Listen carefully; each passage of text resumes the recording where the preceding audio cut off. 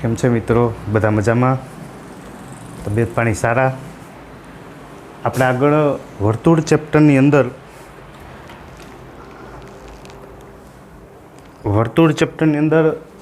10.1 એમાં દાખલાઓ કર્યા છે અને પ્રમેય કરેલો છે. રેડી? તો એ તમે તૈયારી કરતા જાજો. હવે આપણે એની આગળ વધીએ. 10.1માં એક ત્રીજો દાખલો ગણતરીવાળો હતો, બરાબર, જે આપણે બાકી રાખેલો હતો. હવે એની રકમ એવી છે કે 5 સેમી ત્રિજ્યાવાળા વર્તુળ એના કોઈ બિંદુ P આગળ દોરેલ સ્પર્શક, એનું નામ આપેલું છે PQ, કેન્દ્ર ઓમાંથી પસાર થતી રેખા ને Q બિંદુએ છેદે છે, બરાબર. એટલે આપણને એક 5 સેમી ત્રિજ્યાવાળું વર્તુળ આપેલું છે ત્રીજા દાખલામાં.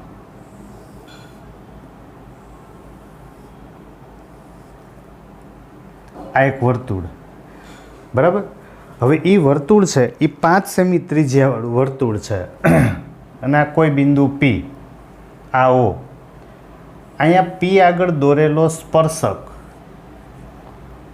આ P આગળ દોરેલો સ્પર્શક. હવે એમ કીધું છે કે એ કેન્દ્ર ઓમાંથી પસાર થતી રેખાને Q બિંદુએ છેદે છે. આ ઓમાંથી આ એક સ્પર્શક Q, કેન્દ્ર ઓમાંથી પસાર થતી રેખા એને Q આગળ સ્પર્શે છે, Q આગળ છેદે છે, સોરી. OQ બરાબર આપેલા છે 12. આ O થી Q છે એ આપણને રકમમાં આપેલું છે 12.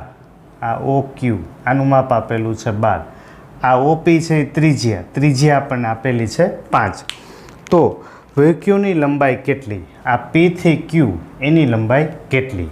બરાબર. તો આપણે આગળ મિત્રો પ્રમેયની વાત કરી ગયા કે વર્તુળનો સ્પર્શક છે એ સ્પર્શ બિંદુમાંથી દોરેલી ત્રિજ્યા, એ ત્રિજ્યાને કેવું હોય છે? લંબ, બરાબર. એટલે આપણે સૌથી પહેલાં લખશું P થી Q એ લંબ છે OP, બરાબર. માટે માપ ખૂણો P બરાબર થશે 90, બરાબર.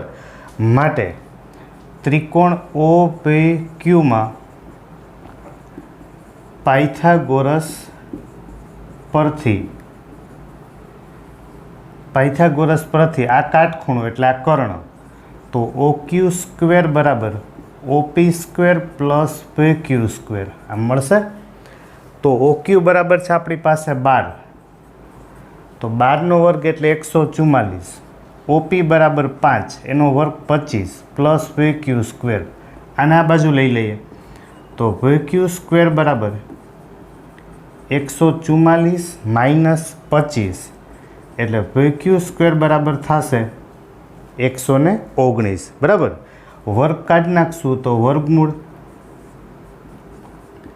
તો P થી Q છે એની લંબાઈ આપણને મળશે વર્ગમૂળમાં 119.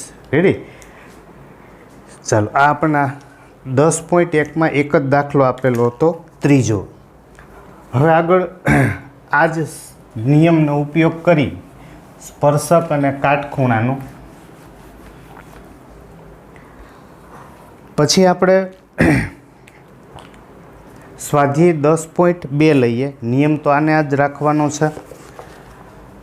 જો સ્વાધ્યાય 10.2 એમાં પહેલો દાખલો આપણને એવું કીધું છે, હું રકમ આખી નથી લખતો કારણ કે તમારી પાસે ટેક્સ્ટ બુક છે જ. બિંદુ Qમાંથી એક વર્તુળ આપેલું છે, એમાં બિંદુ Qમાંથી દોરેલો સ્પર્શકની લંબાઈ 24 છે. અહીં કોઈ બિંદુ Q છે 12, એમાંથી દોરેલો સ્પર્શક, એમાંથી આપણે એક સ્પર્શક દોરીએ, બરાબર. આ સ્પર્શક, એ સ્પર્શકની લંબાઈ છે એ આપણને આપી છે 24 અને વર્તુળના કેન્દ્રથી તેનું અંતર, વર્તુળના કેન્દ્રથી તે બિંદુનું અંતર એ છે 25. તો આપણે એમ કીધું વર્તુળની ત્રિજ્યા કેટલી થાય? આ વર્તુળની ત્રિજ્યા, એ ત્રિજ્યા છે એ કેટલી થાય? બરાબર. ચાલો, તો આપણે એને નામ આપી દઈએ. ધારો કે આને O કહી દઉં, આને કહી દઉં P.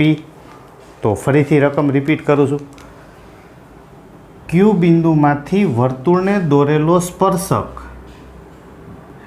એની સ્પર્શક હોય એટલે આ સ્પર્શ બિંદુ, આ બહારનું બિંદુ, એની આપણને લંબાઈ આપી દીધી 24. OQ છે એટલે કે કેન્દ્રથી તે બિંદુનું અંતર 25 છે. તો આપણને એમ કીધું આ ત્રિજ્યા કેટલી થાય, OP. તો બધામાં નિયમ તો એક જ લાગુ પડે કે સ્પર્શક ત્રિજ્યાને લંબરૂપે હોય. તો આપણી પાસે પ્રમેય પ્રમાણે આ કાટખૂણો થશે OP લંબ PQ માટે માપખૂણો P બરાબર કેટલા થશે 90 માટે ત્રિકોણ OPQમાં પાયથાગોરસ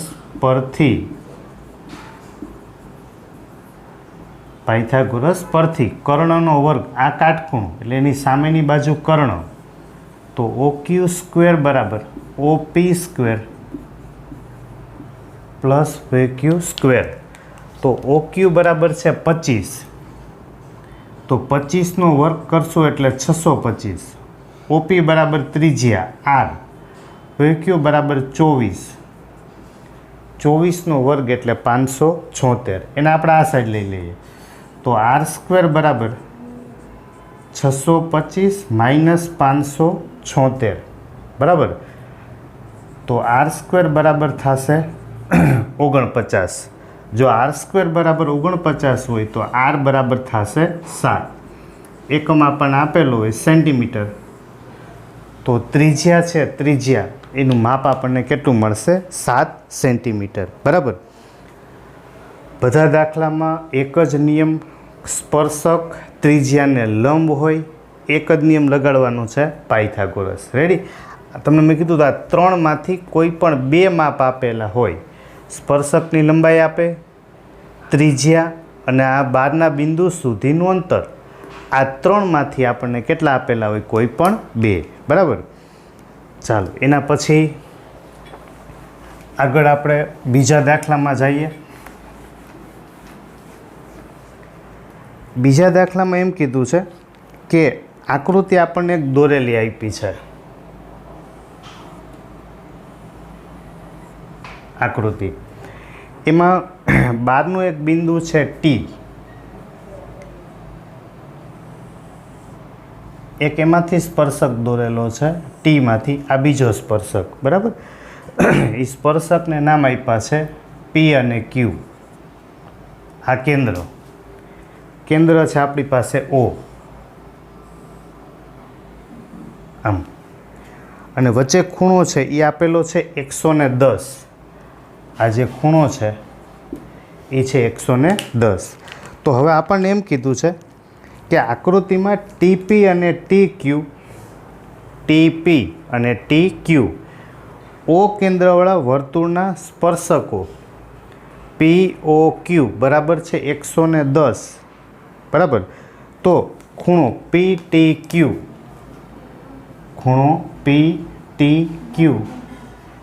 એના બરાબર કેટલા બરાબર. આ ખૂણો આપણને પૂછેલો છે. હવે મિત્રો એક જ વાત કે સ્પર્શક આવ્યો, ત્રિજ્યા આવી, મતલબ 2 લંબરૂપે હોય. શું બોલો ફરીથી? સ્પર્શક આવે, ત્રિજ્યા આવે, એકબીજાને લંબ હોય. તો જો આ સ્પર્શક, આ ત્રિજ્યા એટલે આ લંબ હોય એટલે 90નો ખૂણો બનાવે. એવી રીતે આ સ્પર્શક, આ ત્રિજ્યા એટલે આ પણ શું બનાવે? લંબ. એટલે આ બંને 90-90ના ખૂણા થઈ ગયા. હવે તમે જોશો તો આપણી પાસે 4 ખૂણા બન્યા, POQT. 4 ખૂણા હોય એટલે ચતુષ્કોણ કહેવાય. અને આપણે આગલા ધોરણથી શીખતા આવીએ છીએ કે ચતુષ્કોણના ચારેય ખૂણાના માપનો સરવાળો કેટલો હોય તો કે 360. ઓકે, ચાલો તો ચારેય ખૂણાનો આપણે સરવાળો કરીએ. તો ચારેય ખૂણા લેશું એટલે માપ ખૂણો P પ્લસ માપ ખૂણો O પ્લસ માપ ખૂણો Q પ્લસ માપ ખૂણો T. આ ચારેય ખૂણાનો સરવાળો કેટલો હોય? 360. પણ આ 90નો ખૂણો છે આપણે લખવાનો OP લંબ PT અને OQ લંબ QT. બરાબર, કૌંસમાં કારણ કે કેન્દ્રમાંથી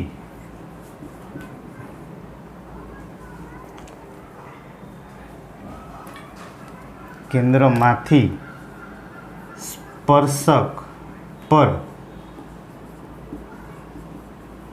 દોરેલ, કેન્દ્રમાંથી કોની ઉપર દોર્યું આપણે? સ્પર્શક. અથવા જો એટલું વાક્ય ના લખવું હોય તો આપણે ટૂંકું એટલું કરી શકાય કે સ્પર્શક ત્રિજ્યાને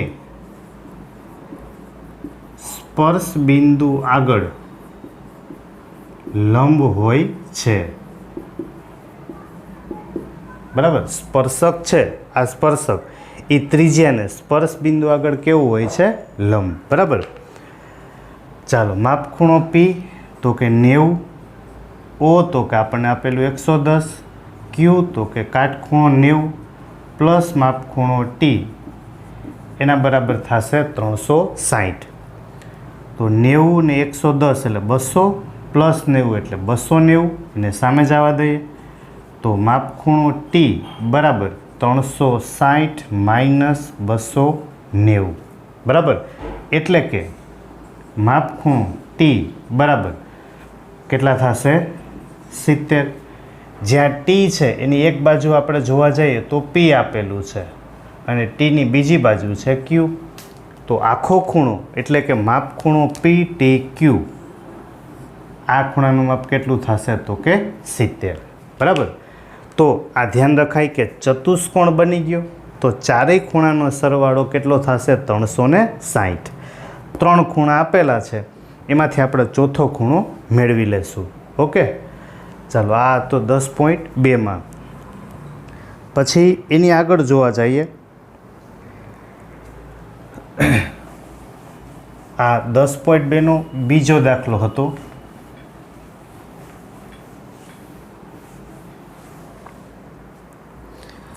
પછી ત્રીજો દાખલો લઈએ તો એમાં પણ આવું જ આપેલું છે, સેમ એ જ, ખાલી નામ જ બદલાવેલા છે કે ઓ કેન્દ્રવાળા વર્તુળ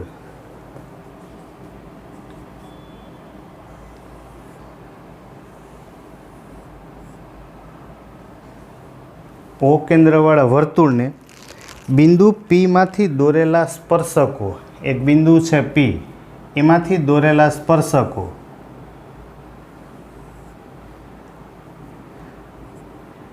એક એ અને બીજું બી. તો પી એ અને પી બી વચ્ચેનો ખૂણો 80 અંશનો રચાતો હોય, પી એ અને પી બી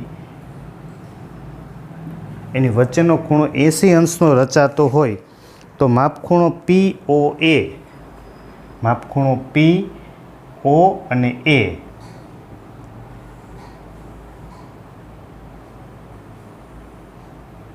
બરાબર, પી ઓ અને એ આ ખૂણો કેટલાનો થાય? આ આપણે મેળવવું છે. આ આપણે જોઈએ છે. બરાબર, હું 2-3 વાર રિપીટ એટલે કરું છું કે આપણું ધ્યાન બરાબર જાય.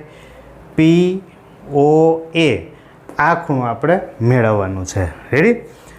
તો હવે આ પી ખૂણો છે, ઓ છે, ઓ એ તો કેન્દ્ર છે.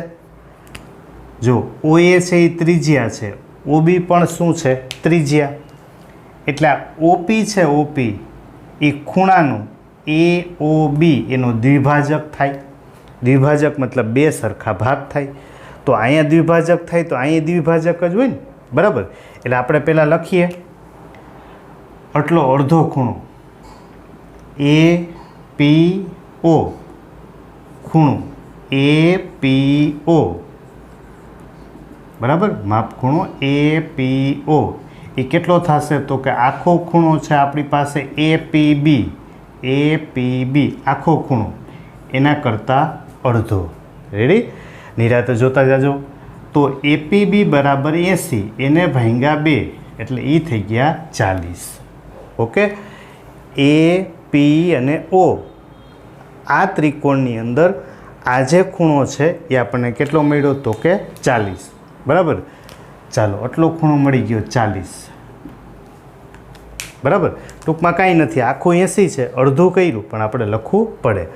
હવે ત્રિકોણ APO આ ઉપલા ત્રિકોણમાં જોવા જઈએ તો સ્પર્શક છે, સ્પર્શક એ ત્રિજ્યાને લંબ હોય એટલે આ તો 90નો ખૂણો નક્કી થઈ ગયું. પાછો એ જ નિયમ, ત્રિકોણ હોય તો ત્રિકોણના ત્રણેય ખૂણાના માપનો સરવાળો કેટલો થાય? 180. બરાબર. ત્રિકોણ APOમાં આ ખાસ લખવાનું, માપખૂણો A પ્લસ માપખૂણો P પ્લસ માપખૂણો O, ત્રિકોણના ત્રણેય ખૂણાનો સરવાળો 180. તો એ ખૂણો છે, મુખ્ય ખૂણો વચ્ચે રાખશું, આજુબાજુમાં બે અક્ષર મૂકતા જશું. A, આ P અને O, P રાખશું A અને O, બાકીના બે અક્ષર આજુબાજુમાં મૂકી દેવાના A અને P. ઓકે, મુખ્ય ખૂણો વચ્ચે આવવો જોઈએ, A, P અને O. રેડી? એટલે આપણે ત્રિકોણનું નામ લખી રાખવાનું. હવે એ ખૂણો છે એ 90નો છે, P તો કે આપણી પાસે 40 અંશ છે, પ્લસ માપ ખૂણો AOP એના બરાબર 180. તો 90 વત્તા 40 એટલે 130. 130ને આપણે સામે લઈ જઈશું એટલે માપ ખૂણો AOP બરાબર 180 માઇનસ 130, માટે માપ ખૂણો AOP બરાબર થશે 50. ચાલો, રેડી? અહીંયા જ્યારે વચ્ચે બરાબર લખીએ છીએ ત્યારે આગળ માટેની નિશાની કરતું જવાનું અને આ લખવાનું. APO છે એ કેટલું છે? તો કે આખા ખૂણા કરતાં અડધું. બીજું આ કાટખૂણો હતો તો એ તો લખવાનું જ. OA છે, OA એ લંબ થાય કોને? તો કે AP, કૌંસમાં, કારણ કે સ્પર્શક છે, વર્તુળનો સ્પર્શક એ ત્રિજ્યાને લંબ હોય છે. બરાબર. દરેક દાખલામાં લખવાની ટેવ પાડવાની, જેથી આપણે દરેક વખતે એ રિપીટ થતું જાય, રિવિઝન થતું જાય. ચાલો, આ હતો ત્રીજો દાખલો.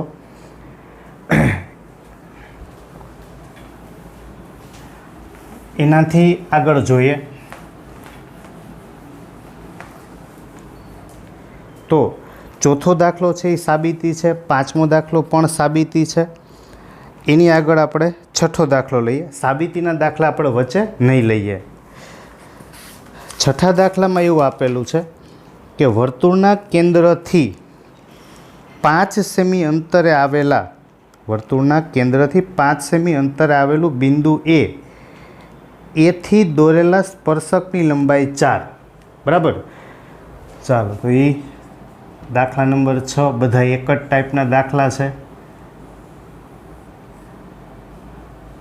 આ વર્તુળ એનું કેન્દ્ર, કેન્દ્રથી આપણને 5 સેમી દૂર એક બિંદુ આપેલું છે A. હાલો, ધારો કે કેન્દ્રને O કહી દઉં. આ A કેન્દ્રથી કેટલું અંતર આપ્યું હતું મિત્રો આપણને? તો કે 5 સેમી. 5 સેમી અંતરે બિંદુ A, એમાંથી દોરેલા સ્પર્શકની લંબાઈ, એમાંથી આપણે એક સ્પર્શક દોરવાનો છે. ધારો કે નામ આપી દો B. એ સ્પર્શકની લંબાઈ છે 4. બરાબર. તો વર્તુળની ત્રિજ્યા શોધો. આપણે મેળવવાનું છે આ વર્તુળની ત્રિજ્યા OB. આ આપણે મેળવવું છે. એક જ રીત, એક જ પ્રકાર. પહેલું કામ, આ સ્પર્શક છે, આ ત્રિજ્યા છે એટલે એ લંબ હોય. બરાબર. તો OB લંબ થશે AB, OB લંબ થશે AB, કૌંસમાં, કારણ કે વર્તુળનો સ્પર્શક એ ત્રિજ્યાને લંબ હોય છે. બરાબર. ચાલો, હવે સ્પર્શક દોરીએ તો એ ત્રિજ્યાને શું હોય છે? લંબ હોય છે. તો આ કાટકોણ ત્રિકોણ બની ગયો. કાટકોણ ત્રિકોણ હોય માટે ત્રિકોણ OABમાં પાયથાગોરસ પરથી, બરાબર, પાયથાગોરસ ઉપરથી કર્ણનો વર્ગ એટલે OA સ્ક્વેર બરાબર OB સ્ક્વેર પ્લસ થશે AB સ્ક્વેર. તો OA બરાબર છે આપણી પાસે 5, એનો વર્ગ એટલે 25, OB એટલે ત્રિજ્યા R એ બી બરાબર 4 એનો વર્ગ 16. 16ને આ બાજુ લઈ લઈએ તો 25 - 16 બરાબર r². માટે r² બરાબર 9 તો r બરાબર 3 સેમી. બરાબર. નીચે આપણે જવાબ લખી નાખશું કે વર્તુળની જે ત્રિજ્યા છે એ કેટલા સેમી થશે મિત્રો? તો કે 3 સેમી. રેડી? એક જ ટાઈપ હાઈલો આવે છે આમાં.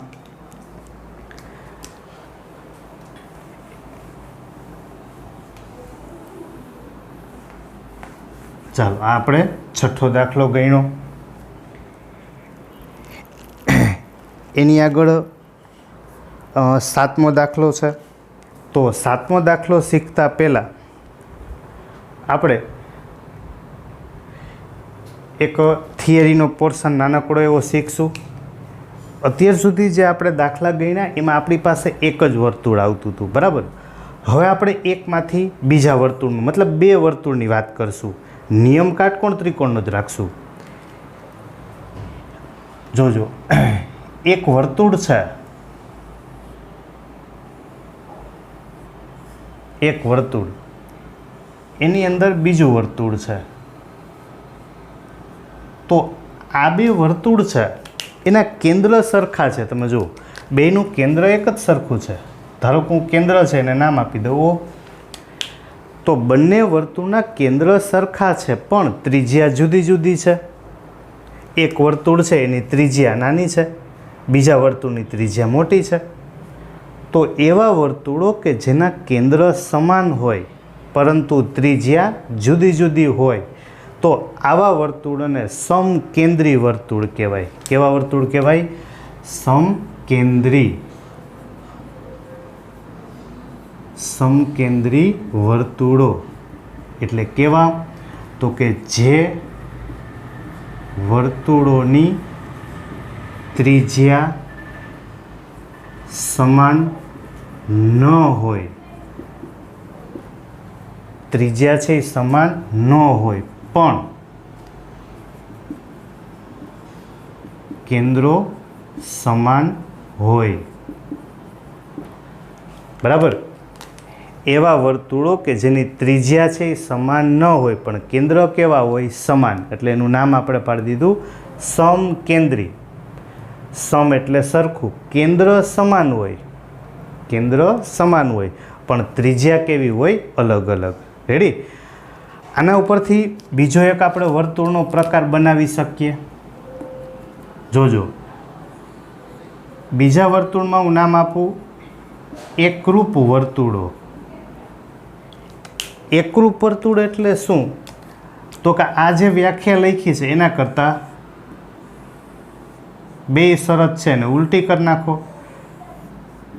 દાખલા તરીકે આ 2 વર્તુળ છે એના કેન્દ્ર જુદા જુદા છે. જો, એકનું કેન્દ્ર A કહી દઉં, બીજાનું કેન્દ્ર B કહી દઉં. રેડી? બેયના કેન્દ્ર છે એ જુદા જુદા છે પણ ઓલમોસ્ટ બેયની ત્રિજ્યા સરખી છે. ખરેખર સરખી જ હોય, આ તો આપણે દોરવા પ્રમાણે બોલીએ. તો એકરૂપ વર્તુળ એટલે શું? તો કે જે વર્તુળોની ત્રિજ્યા સમાન હોય, જે વર્તુળોની ત્રિજ્યા સમાન હોય પણ કેન્દ્ર અલગ અલગ હોય. બરાબર.